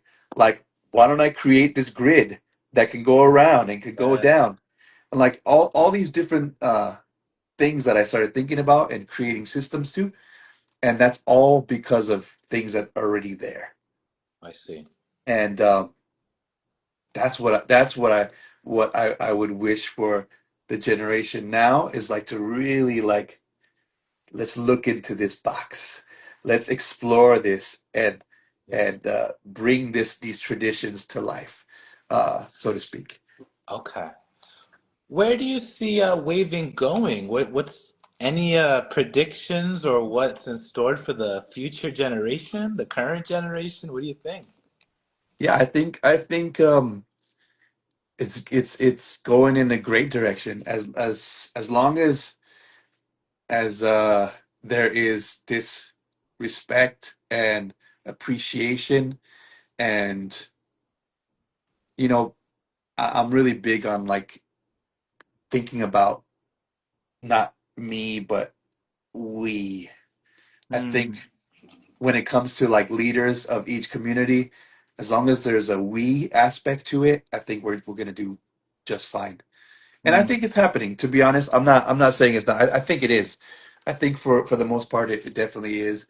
Um, I love the fact that the liquid dancers, the liquid community, is gonna be coming to Ways Within. And I give, man, I give all these guys props all the time when we're talking about liquid. Also because I don't know the names of certain things, but I'm without knowing it, I'm already playing with all kinds of different liquidy things. Right. And I'll ask, like, hey, what is this? What do you call this? Or Hmm. because I want to respect it. I want to respect something that I'm doing that I Right. don't know the name of. So I think we're in good hands. I think it's going great. I think uh, it's a beautiful time for waving.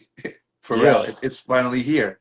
Yes, yeah. No, I agree. I see it. I feel the tutting community. There seems to be a tutting community. I know Puma from France. He would put online contests, Geometric Madness. And it's similar, again, similar of the sense of an online contest and everyone showing up in the world. I feel waving definitely, like you said, it's this is the time now. I feel animation is now in the stages of what where you first had your event, and it's I feel like animation isn't where waving is now or tutting, but it's in that process as well. It seems styles are now becoming they're all from popping, right? But then Yeah, they're all coming into their own communities. Um, I think um also watching I'm watching how I'm listening to the conversations that you guys are having with the animation. I'm mhm. listening to the conversations people are having about tutting, and I'm also like trying to gather information to how can I make sure that we're, I mean, obviously it's not only up to me, but just like how can I help guide the waving to be on this really healthy path? And I'm getting a lot of inspiration from other styles that are forming their own communities. Um, Mm, yeah, I think when I think about tutting, I feel like there's so many sub styles within tutting. yeah, There's so many. Like I see like the K-pop, I see like the flexing, I see, and I'm wondering like how they can tie together. mm, And I'm a little bit scared to have waving have so many different little pockets of things because I feel like then we might maybe lose something, I if see. that makes sense. Yes, it starts to create into other styles. It's no longer perhaps waving, or maybe there just becomes more division in the community. People don't hang out. People start to just, I don't know. I could see different things happening. Yeah, it's also because I feel like waving is a very community type of movement. It feels like that. So Hmm. if people are together in a sense of like not perfectly together of the same wavelength, but at least similar path and of understanding, all the leaders are together and understand where we're going, how we can push. I think it would be really helpful and really healthy to have that similar direction. Because I mean, you look at like the arguments of like hip hop, like old school hip hop versus Hmm. new style, and Right. you see all these things that make the dance not pretty, make it ugly, and I definitely don't want that. Right. It's. I guess the conversations have to be continue to have conversations with the leaders, with different leaders, and Yeah, yeah, yeah. A question I have: what is waving? What if someone was to ask? I'm asking it right now. What yeah. would you say? What is waving? Waving is the simple answer is muscle control Muscle. because it takes your muscle capacity to flex to pass the illusion of a wave through each part, each joint. So I need to activate my muscle to do this, to do this, to do this, to do this. And in between that, I have to have some type of tension and release. Tense release, tense release, tense release. It's not like I can keep it tense or I can just uh, tense at the joint. But for me, the illusion of a wave comes through muscle control. That is like the that's what creates the illusion of a wave. Now, what you do with that, there's different types of energy that can be manipulated. There's the different types of elements, but what I found is because I'm always thinking is that you need a muscle control for all of them. Mm. You ever see someone wave without muscle control? What is it gonna look like? Like floppy, kind of like There's just. there's no way to physically see that wave without it. So Mm. for yeah, the simple answer is muscle control. Okay, nice. And just a few more questions I have. You mentioned Pomona. Can you explain what's the influence or what the significance of Pomona and waving? So from what I know is the two main influences from our OGs, from our elders, is these two cities. Long Beach, Pomona. I'm sure there's people from LA, from Carson, from different places that had good waves, but Long Beach and Pomona were the two leaders, the two cities that created a whole evolution within the style of waving. Um, Pomona surprisingly is just down the street. For me, Oh. it's like yeah, I'm like 2 or 3 cities away from Pomona, and Cosmo came from Pomona, so I have a little bit of that Oh. influence, Hmm. but I learned from Long Beach, the power waves, the animated waves, Hmm. the FX waves, the heavier waves. Um, when I think about Pomona, and when I think about Stokes, Dollar Bill, I'm thinking about, and I'm not 100% correct, but their style is very, the way they present, they're lean. I mean, I know that's a Stoke style, but it's Hmm. very waterfally, like very Hmm. water waves. Like everything just like flows like and looks very illusional and it like falling, almost like falling. Wow. And that's what it feels like to me. It's a different intention and a different texture. Um, but also when you see Boardman, it's a different. He also does it different than Hmm. Stokes and Dollar Bill and Slick Dog. He Hmm. also does it. He's very smooth with it, and he's very like it's like rolling. His waves are rolling. Wow. Wow. No, that's because I know I've heard of people talk about Pomona or Long Beach and Long Beach, and there seems to be like this, like you said, just there's these heavy waves, there's different, this all these different waves there.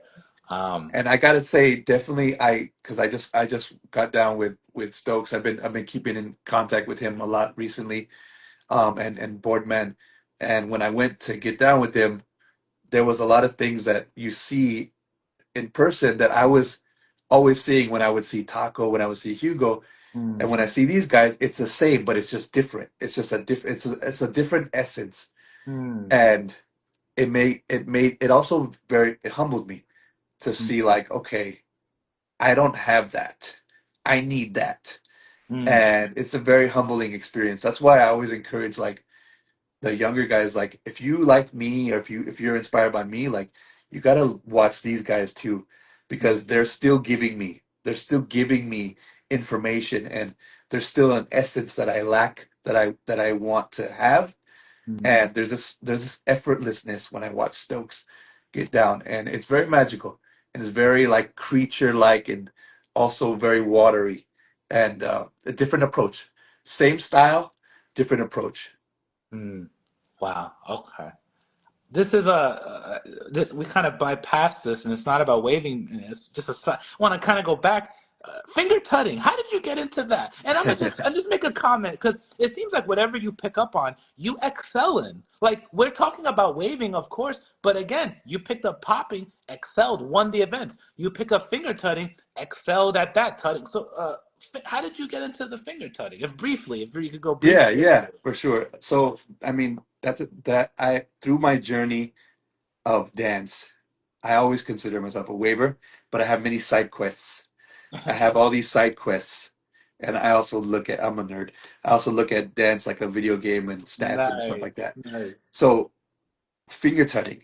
So, I saw and I saw Tetris, I saw Bionic Man, Hmm. and I saw Nicodemus and Confusion, and I can name everything that I saw them do that made me want to create with my hands. Hmm. Tetris did a flower. He would do big tuts, 3D tuts, and he would do this, Hmm. and it was a flower. And he would go do this box, and then he would go right back into tutting. So Hmm. like flower, and then I don't know what. Yeah, he would go back into tutting. Hmm. Bionic Man had the L tuts. He would tut with the L's like this, Hmm. like a boom, boom, boom. He would tut with this in this position Hmm. all the time. I mean, not all the time, but I saw him do that. And Nicodemus had the forks. Nicodemus The had these, and he did this a long time ago, like 2003, 2002. So he hmm, was doing the forks, and he would do this, and he would do like boom, boom, something like that. He would bring it down, and but again, they were doing tuts, and they would come into small tuts and do the fingers real quick, and then go back into big tuts. interesting. Mr. Ree, I didn't see him, but Tetris told me that he did the micro boxes, which were like this or like something like that, something like Interesting. this. He Uh-huh. would do tuts and go into the fists, the micro boxes. Hmm. Now, at that time, I saw Tetris and oh, and Confusion did the thumb cuts. He would do like these things. He would go like,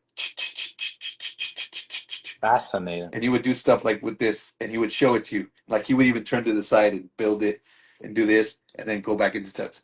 Interesting. So these things that I was seeing people do were really like, oh, that's fucking cool. That's really cool. Mhm. Um, and I would say maybe 2005, I started. I took this one that Tetris did, Hmm. and I made the the floating box where I blew it, and then I did this, Oh, yes. and Yes. then from that would be I would come down and bring it back down, and then I was adding like animation or like dime stops to it, like Hmm. something like that. Yes. And what happened was I saw people would cheer me on when I started doing this, and that made me want to keep going Hmm. with the hands. I think it was maybe 2005 City versus City or something, where I ended up just trying to see how long I could do this. Um, then I started making names for things. Now I this is where it gets weird because a lot of stuff the reason why I don't finger tat anymore or much is because the other guys who did finger tats said that they came first and that they did all these things, and for me I never saw nobody else, and I was never at this time I was only inspired by the guys that I was inspired by, and I started naming stuff like the I called this the slide. I, and I would slide, and I called this the loop, and I would do these, Ah. and I know that people call it the rings, but I call it the loop. Uh-huh. Um, the finger wave Hmm. with this, the Uh, tiger claw. yeah, that's a popular one. That's so that's okay. I had all these names: the slide, the tiger claw, the loops, um, and that is what I use for foundation. It was basically just finger waves and finger traces. Hmm. And then I made the transformers when I separated it. When I would like do like fold the panels, put it back in, and then shoot something out, shh, like shoot, bring it up at the same time, like something like this, and then I would fold the panel, put it back in, and then like come back out, Well, wait. You call this Transformers? transformer. This is a concept you just were like you named it, Yeah. Transformers. So I actually Tabo named it. Tabo named it because Tabo saw me using this, and he's like, "Yeah, it looks kind of like a transformer. Like you moving this piece, and then you build it, and then you put it back in, and then you start a new one, and you're building it, and you're putting it back in." And yeah, Tabo named it, and that was Wow. quite some time ago. Yeah, that was one during the side quest. And what made me go heavy into the finger touch even more was I got injured in Oh. 2009 in Japan. I was dancing at the club with I forgot who else with maybe Function was there with me, Toshi. I did a ground move. The floor was sticky, and my knee gave out, and I tore a bunch of cartilage. So I Mm. wasn't able to dance for on my legs for a whole year. Wow. So, and during that time, I was super depressed. I stayed. I didn't have a job. I stayed home all the time. I wasn't traveling because I didn't know what to do, and I was in bed most of the time, and I didn't know that I had to rehabilitate. I didn't have insurance, so I couldn't go to the doctor. So I would call people to come over, and I was dancing in the chair. I would call people to come over, and I would just dancing in the chair. So I would practice tuts. I would practice all the things that I was doing before, but now my foot's on the gas, and I'm really creating more and more. I did a video that went viral at that time, um, and that's how I got on Step Up. That's when I got the call for Step Up. Right. I did a video that was at that time viral was like 50,000 views, and it was called like Finger Tut something, and I was doing all kinds of. It was like to an electro song, and I'm like doing like blowing it out, coming out my ear, looking through the thing. I'm using the nose. Yeah, I'm doing all these things. And mind you, like I didn't learn that from anyone. I'm just being creative. I'm just watching my videos over and over again and just thinking, what else could I do? Oh, I can trace my eye. Oh, I Mm, can trace my nose. Oh, yeah. I can use my nose to trace this, or I can blow this. Yeah. Wow. Wow. So yeah, then Step Up came out. I got to do the call. I got the call from John Chu, and he wanted me to do the end. He asked me what I thought about the end credits of the movie. I said, hell yeah. I That was came, so good. Wow. I came one day for shooting, and I stayed until 5 a.m. They were finished. They wrapped up at 5 a.m. And they're like, "Are you ready?" I'm like, Uh, "Holy shit. Okay." and that was the take they used? One take. One take One at take. 5 a.m. Do it. Do your thing. I arrived at like 6 p.m. and I had 5 p.m. and I left at 5:30 a.m. and it was one take. I didn't get a second chance. They're like, "That's good enough. That's good." What Yeah. was your And what was your I experience? was like, "Oh, can I? You think I could?" He's like, "No, it was good. It's great. Like you're good. It's wrap." I think everybody wanted to go home. Oh, actually, all the dancers had went home. It was just me, John Chu. I think J Rock and Frantic stayed as moral support. Oh, that was Yeah, I think nice. yeah. 'Cause, Frantic was like, "You better make that chair your bitch." Yo, Yeah, wow. Frantic told me that, and he told me like, "Yeah, put it down and then walk around it and then sit on it." And I'm like, "Thanks." Yeah, he gave me that idea to do that. Wow. That's crazy. That's thanks for sharing that moment because I mean, we would never know. The Yeah, viewer, would never know that that was at that time or you had one take or anything. yeah. It was perfect. It was perfect. So, wow.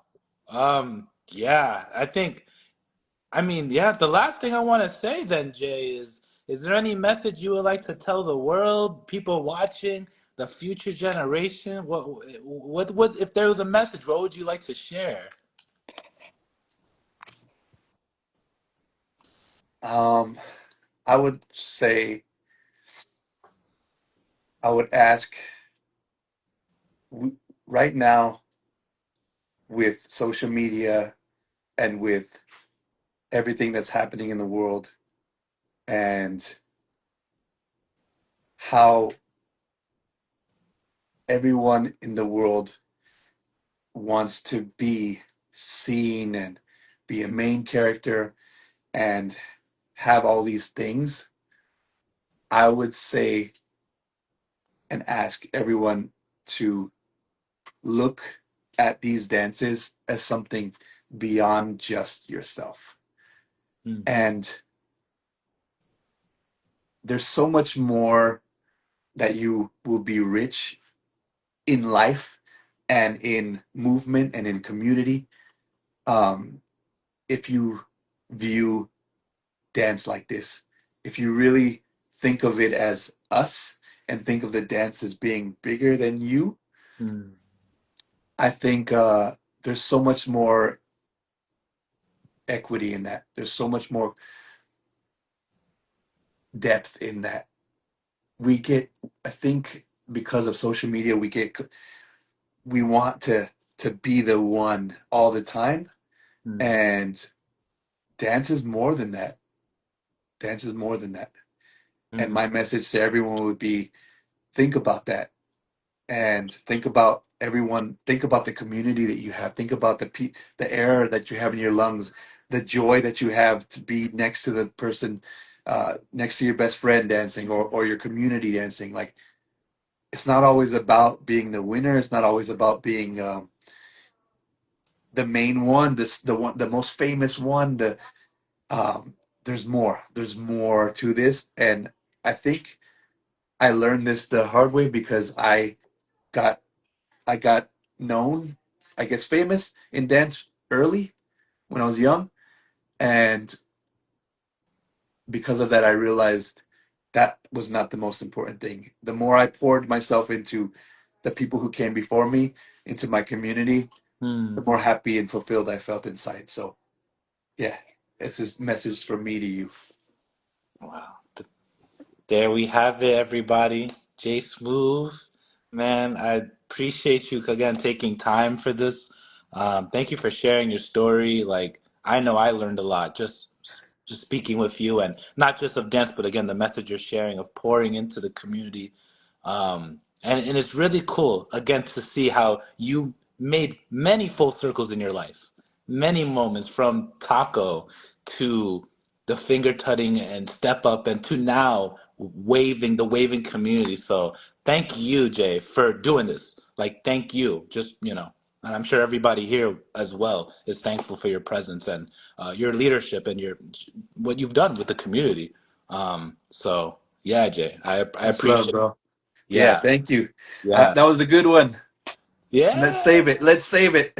Oh yeah, no, for sure, for sure. Yeah, I'm For gonna post sure. this on Instagram and then on YouTube, and I'll make like a little clip as well. But All right. yeah, thank you everyone that joined. Thank Thank you, you, everybody. Jay, Much and love. yeah, follow Jay if you haven't. Stay up to date what's going on with the Wave Gang and the Let's Wave get it. Nation. Let's get it. So a lot of cool stuff coming up. But all right, I'll let you take care of things. Have a All great right, bro. Much weekend. love. Great Yes, interview. sir. Thank you. Talk to you soon. Yes, sir. Take care. Take care. Peace.